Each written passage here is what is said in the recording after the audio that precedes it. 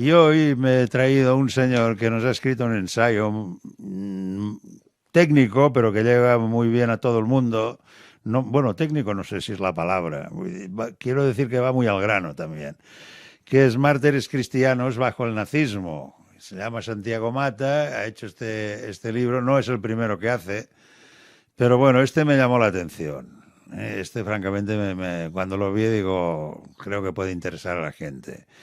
Es lo que sufrieron no solamente fueron los judíos y los republicanos, sino ser católico, ser creyente o ser incluso, creo que hasta luterano era muy peligroso bajo el nazismo.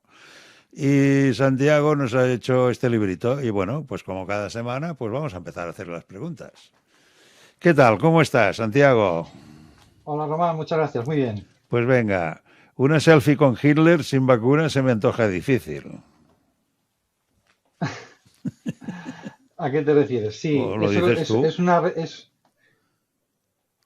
no, eso simplemente es lo que me dio pie a escribir este libro, que fue una alumna mía en una exposición sobre el Holocausto, pues preguntaba el comisario de la exposición, ¿qué haríais si os encontráis con Hitler por la calle? Un suponer. Y esta chica dijo, yo me haría un selfie. Entonces, un poco, yo ahí caí en la cuenta de que a veces la gente le ha perdido un poco el respeto a esos personajes que para nosotros eran diabólicos, ¿no? Eran el mal. Y bueno, pues la idea del libro es hacer un poco reflexionar sobre que no podemos banalizar el mal, ¿no?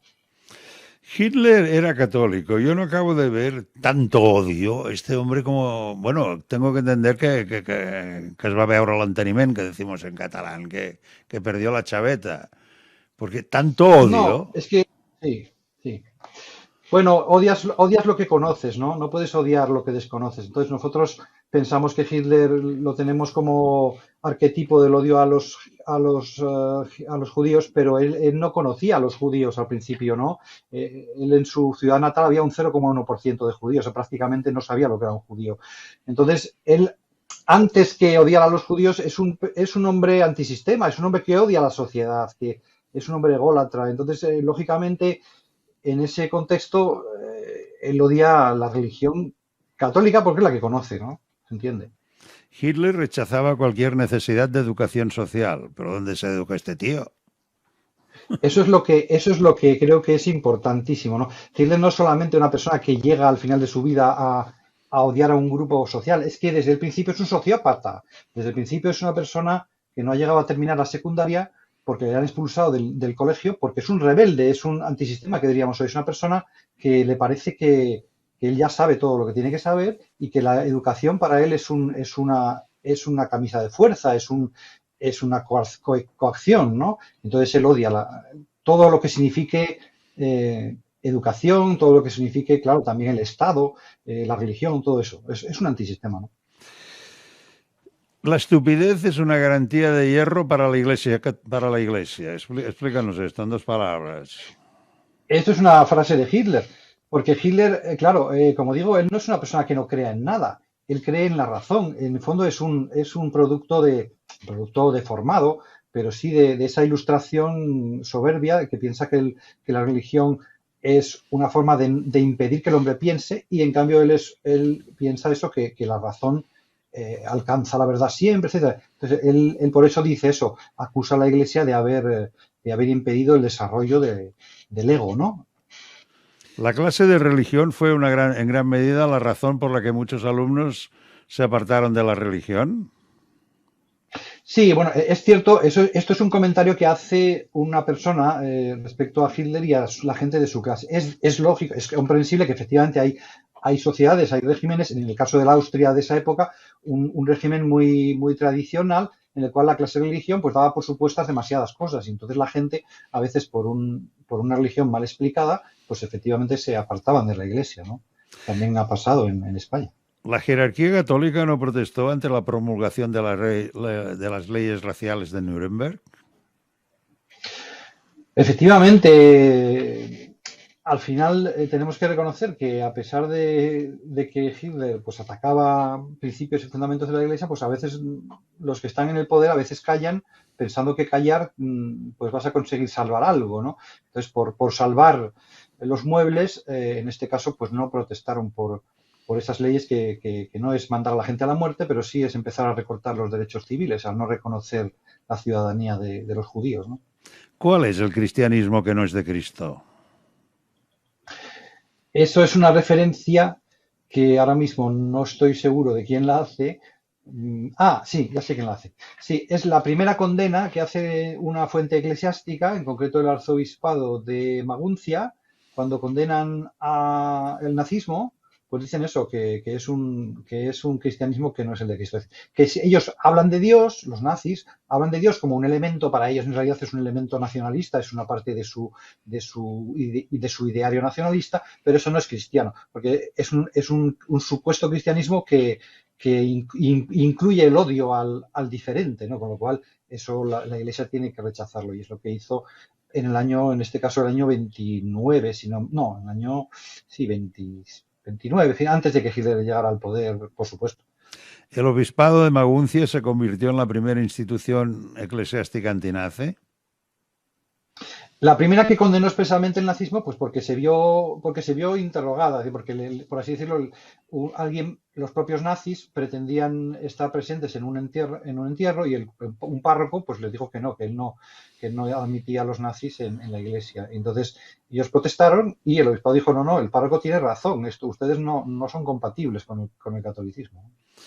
Enero del 33 se tambaleó por un tiempo la dura postura opositora de la Iglesia. ¿Por qué?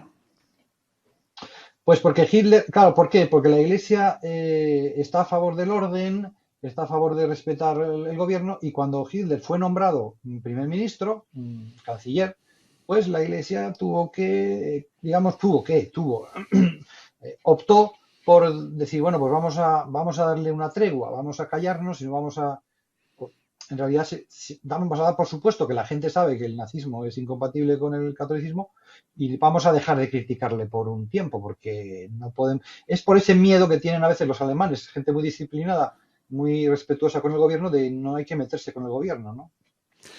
Hindenburg decidió disolver el Parlamento porque no dejaba gobernar a von Papen. Pero si von Papen era lo único bueno que tenía el nazismo. No, bueno, Von Papen no era nazi, ¿no? Que no era nazi, Eh, además. Me parece que era no, claro. socialdemócrata o no sé No, qué. efectivamente, el problema es que en la Alemania, esto es el camino hacia el nazismo, hacia digamos, la dictadura de Hitler, está sembrado de saltarse la Constitución. Podríamos decir que antes ya de que Hitler destruya la Constitución, ya ha habido gente que por motivos, concretamente para que se pueda gobernar, pues ha optado por soluciones antiparlamentarias. Es decir, no tenemos una mayoría parlamentaria suficiente, pero da igual, yo nombro a este tío un primer ministro, y entonces eran soluciones que hacía Hindenburg, el presidente de la República, y que estaban en el borde de lo inconstitucional. Entonces, eso fue lo que fue mellando la Constitución de Weimar, de manera que luego Hitler encontró el camino expedito para podérsela cargar ya, definitivamente. Ya la gente se había acostumbrado, por así decirlo, a no respetar la Constitución, ¿no? No era absolutamente inconstitucional, pero era bastante dudoso esas medidas que hizo Hindenburg varias veces. Bueno, entonces llega un momento que dices, ¿por qué el centro hizo dictador a Hitler? Porque no tenían ninguna Este es el persona problema más. fundamental. A veces, no, a veces decimos que Hitler llegó al poder de forma democrática. Eso no es cierto. Hitler ganó las elecciones, pero en las elecciones no le permitían ir más allá de lo que un gobernante normal puede hacer. Pero Hitler llegó un momento que dijo, es que yo quiero más, quiero ser dictador. Y ahí es el problema donde dices, bueno, toda esta gente que ha aguantado, en concreto los católicos, el Centrum es el partido católico, ¿no?, de Alemania que había. Esta gente que todo el mundo a veces se pavonea un poco de decir, hombre, la Iglesia, los católicos aguantaron, nunca votaron a Hitler. El electorado católico aguantó, mientras que el electorado, digamos, protestante conservador se fue pasando al partido nazi a lo bestia. El electorado católico aguantó y siguió votando a su partido, al centro. Pero claro, si resulta que al final, cuando Hitler consigue ser canciller por una carambola, porque digamos, Hindenburg acepta esa propuesta, Y luego, cuando una vez siendo canciller, dice, bueno, ahora no me conformo con ser canciller, quiero ser dictador, quiero anular el Parlamento, tal. Y si en ese momento consigue el voto del partido de centro, pues la hemos fastidiado. Para este viaje no necesitábamos un partido, digamos, que hasta entonces había rechazado formar alianza con los nazis. Entonces, en ese sentido, claro que a Hitler le hicieron dictador sus propios diputados, lógicamente, todo el mundo que le votó, pero es que el problema es que al final necesitó esos votos de la gente que no le había votado. Y desgraciadamente ahí falló el partido del centro, el partido católico, al final, en ese momento decisivo, aceptó hacer dictador a Hitler, ¿no? No es, lógicamente no es el único responsable, pero es responsable de eso. La palabra mágica Gleichschuk quiere decir ir todos a una. ¿Esto de quién fue invento? Bueno, nosotros lo traduciríamos mejor aquí como la apisonadora. Es decir, que una vez que emocionamos a la gente con el decir uniformidad, ¿no? Necesitamos uniformidad, necesitamos ir al unísono. Una cosa es ponerse de acuerdo y otra cosa es uniformidad. Entonces, con el canguelo, con la cantinela de la uniformidad, de que frente al peligro del comunismo necesitamos estar unidos, al final estar unidos significaba que toda discrepancia, que toda diferencia debía ser aniquilada. Y claro, con ese cuento de la unanimidad, pues Hitler al final aniquiló a todos los partidos. Claro, ahí es eso, simplemente. Fue una palabra mágica, pero que era una trampa, ¿no? Inconstitucionalidad del peso que había desde el centro, me vienes a explicar, ¿no? Bueno, quiero decir que el centro se había resistido, en cierto sentido, no a todas las inconstitucionalidades, porque también uno de esos primeros ministros nombrados por Hindenburg había sido del centro, ¿no? No, simplemente que sí, que al final la gran inconstitucionalidad fue hacer la ley especial esta habilitante, la ley que nombró a Hitler dictador, y esa ley la votó el centro, la votó a favor. Solo se pusieron en los socialdemócratas. Son los únicos que aguantaron, digamos, hasta el final, ¿no? Entonces, pues sí, Fulda, es lo que hay. Fulda, conferencia episcopal. El nazismo era incompatible con la fe católica, ¿no? Sí, sí, los obispos, cuando se reunían entre sí, lo reconocían y lo decían, pero el problema es que les faltó, digamos, en el caso de Alemania, pues faltó el valor de decirlo, arriesgar la vida para decirlo. Ese es el problema, que hay que tener el valor de jugártelo todo. No solamente ya lo sé y lo digo cuando estoy reunido con mis amiguetes, ¿no? Edith Stein, la Iglesia de Cristo levantó la voz para poner el término a este abuso en nombre de Cristo. Bueno, pues Edith Stein es una de los tres santos víctimas del nazismo. Digo santos porque hay también beatos, ¿no? Es como una segunda fase, ¿no? Pero santos solo hay tres que han sido canonizados. Y ella es la segunda, después de Kolbe. Y claro, Edith Stein tiene la peculiaridad de que ella era judía. Era una judía, pero que se había hecho católica. Y ella, inmediatamente cuando sube el nazismo al poder, bueno, inmediatamente cuando Hitler se convierte en dictador, porque digo, enero del 33 sube Hitler al poder, en marzo se hace dictador y ya inmediatamente empiezan a hacer medidas antijudías, medidas pues eso, de persecución a los judíos, al principio. Pero ella escribe una carta al Papa el 20 de abril, curiosamente el día del cumpleaños de Hitler, en el cual dice, si no hablamos, si la Iglesia no habla abiertamente y no dice que esto es incompatible con la fe, que esto es una herejía, que esto está, pues va a tener consecuencias muy graves. Al final también atacará a la Iglesia. Hitler no se va a conformar con los judíos, ¿no? Entonces, en ese sentido, Edith Stein es una profeta. Es una profeta. Por eso digo que a veces los que están arriba no se atreven a hablar, pero surge del pueblo alguien que sí dice las cosas claras. Y esto es que al final la Iglesia da la vuelta y dice, bueno, vale, los pastores me fallaron, pero hay estos que llamo mártires que son los que dieron la cara, ¿no? Y fueron los profetas, ¿no? En ese sentido, pues sí, Edith Stein es, con esa carta al Papa, pues una profeta que ya en el momento cuando Hitler empieza ya está diciendo que el Papa tiene que hablar sobre esto, ¿no?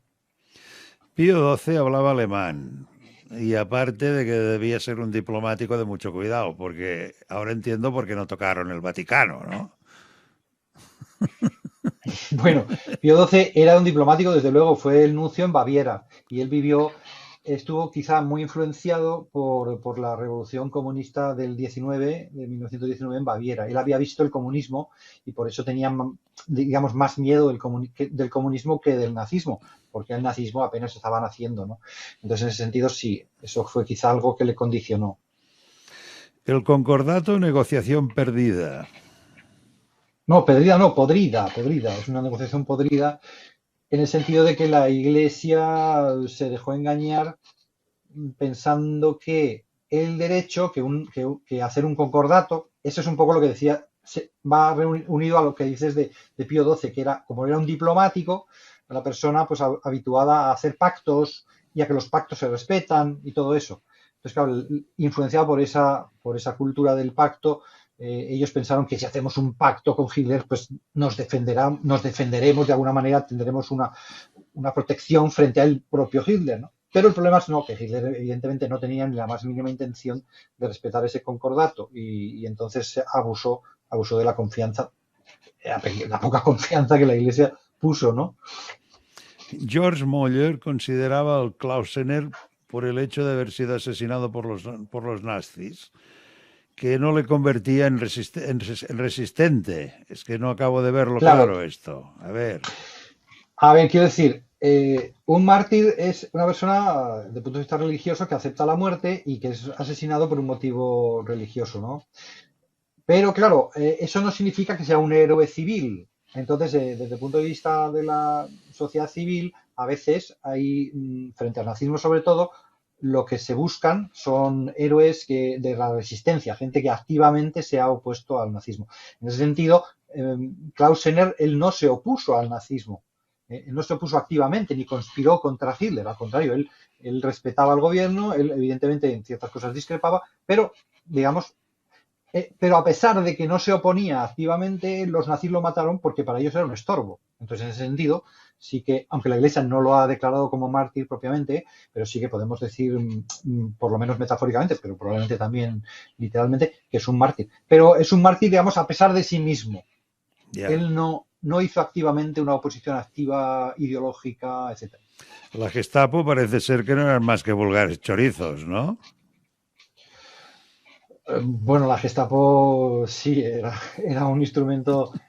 A ver, la Gestapo desde el momento en que con Goering dan a la Gestapo el poder de detener a una persona sin dar razón de por qué está detenida, pues, es decir, que estás expuesta a una prisión preventiva permanente, sin necesidad de orden judicial. Entonces, claro, eso es un régimen de terror. Entonces, claro, la Gestapo pudo hacer desde el principio, desde el minuto cero del régimen nazi, hacer lo que le diera la gana con los ciudadanos. Entonces, claro, en ese sentido, pues Rosenberg eran quería, terroristas. Rosenberg quería inventar una nueva religión, ¿es así esto? Rosenberg es el ideólogo oficial del nazismo, el que escribió varios libros bueno, pues, en contra del cristianismo. Y sí, efectivamente, él pretendía, pero Hitler llegó un momento en que se dio cuenta de que ojo, no nos podemos pasar. Aunque Hitler fuera un antisistema y desde su infancia o juventud odiase a la iglesia y odiase todo el orden establecido y odiase todo, no podía decirlo abiertamente. O sea, es cierto que Alemania era un país mayoritariamente y, vamos, inmensamente poblado por personas que se consideraban cristianos. Entonces, si tú abiertamente dices, vengo a liquidar el cristianismo, pues te quedas solo. Entonces, aunque para su partido él tenía su doctrina y intentaba, pero no podía decir abiertamente que pretendía suplantar el cristianismo. Entonces, llegó un momento en que cuando ya ese enfrentamiento se hizo más abierto entre Rosenberg y la Iglesia Católica, pues ya Hitler le dijo, déjalo, no sigas escribiendo. La religión judía es considerada diabólica por Rosenberg. Sí, Rosenberg, por eso digo que es un cristianismo que no es de Cristo, porque es un cristianismo que odia a los judíos. Es absurdo, Jesucristo es judío, ¿no? O sea, es una continuidad. No tiene. Bueno, aquí veo que Hitler no era del todo tonto porque dice, Hitler quería que la Iglesia Católica le apoyara frente al bolcheviquismo, por decirlo de alguna manera, ¿no? Hombre, claro, él quería decir yo el comunismo, ¿no? Yo el caos, y claro, la Iglesia, como es partidaria del orden, pues entra fácilmente a esos trapos, ¿no? De proteger, de apoyar al gobierno, ¿no? Entonces sí, él, lógicamente. Y además, como he dicho, por ejemplo, en el caso de Pacelli, pues claro, Pacelli había visto el comunismo en las calles de Múnich, ¿no? Sabía lo que era el comunismo y lo temía, ¿no? Entonces sí, en ese sentido. En 1941, Boehm fue amonestado por predicar en polaco.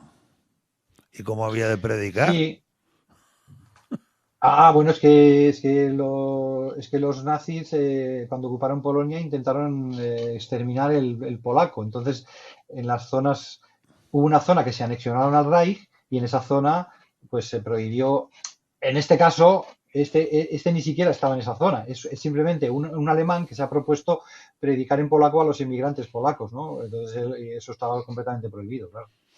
El padre Rupert Mayer predicaba contra la escuela única que no respetaba las otras religiones.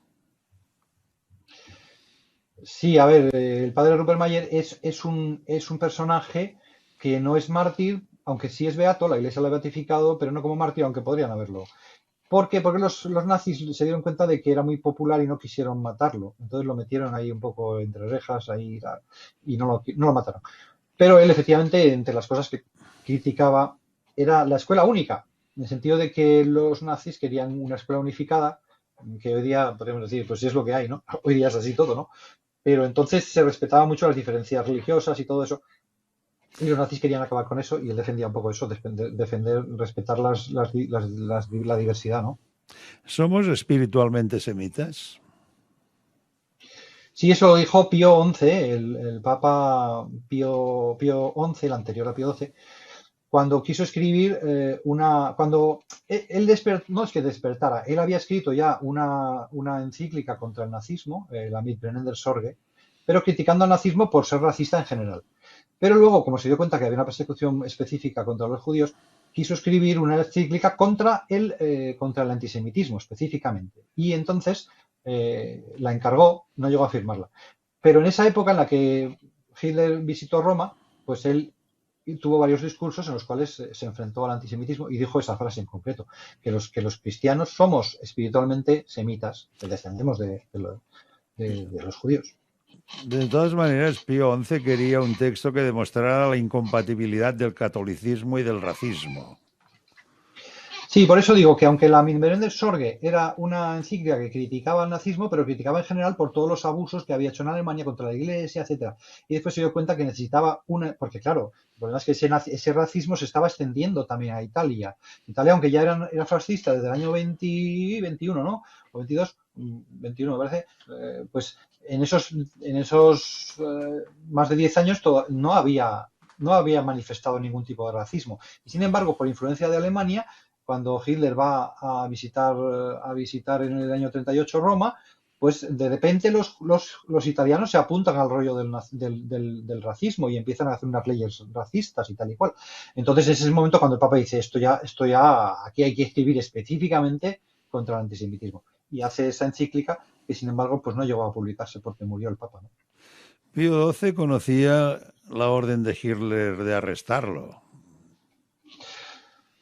Pues no lo sabemos, pero digamos que la tendría en cuenta porque, según han dicho varios de sus biógrafos, pues, vamos, varias de las personas que estuvieron con él dio orden de que en caso de que lo detuvieran, pues digamos que dimitía. Dejó una especie de carta de dimisión preparada para que en caso de que los nazis, los alemanes, le secuestraran, pudieran declarar que el papa es inhábil y se eligiera otro papa. O sea que él contaba con esa posibilidad. Polonia siempre ha recibido agresiones. ¿Por qué? A ver, Polonia es un país pequeñito, entre comillas, porque tiene 40 millones, o sea que no es tan No es pequeñito, tan es igual pequeño. que España. Es igual que España, pero nosotros tenemos el mar, por un lado, o los portugueses, y ellos tienen por todos los lados, bueno, también tienen el mar Báltico, ¿no? Pero tienen a los alemanes y a los rusos, ¿no? Entonces es demasiada presión, ¿no? Los soldados alemanes rechazaban identificarse con las atrocidades de la policía de seguridad. ¿Tú te lo crees esto? Esto es una declaración que hace un general, ¿no? Yo me remito yo es el dato que presento. Hay un general alemán que protesta y dice, oye, los soldados están. Pero, ojo, pero hace una aclaración. Los soldados no se identifican con esos crímenes que está haciendo la policía, o sea, digamos, los activistas nazis en Polonia, pero tampoco se oponen. O sea, que lo que está reconociendo ahí la autoridad militar es decir, los militares estamos educados para respetar a la población civil y nos asquea esto, pero es cierto que tampoco están haciendo nada contra ello, ¿no? Es lo que dice Bueno, ese general. pues hasta aquí. Es un ensayo sobre el catolicismo muy arraigado en Alemania y en los países del este y que Hitler católico por más bien quería destruir. leer Los mártires cristianos bajo el nazismo de Santiago Mata, editorial Secoitia. Es estupendo, es fantástico y es muy bien, está muy bien documentado. Os lo recomiendo.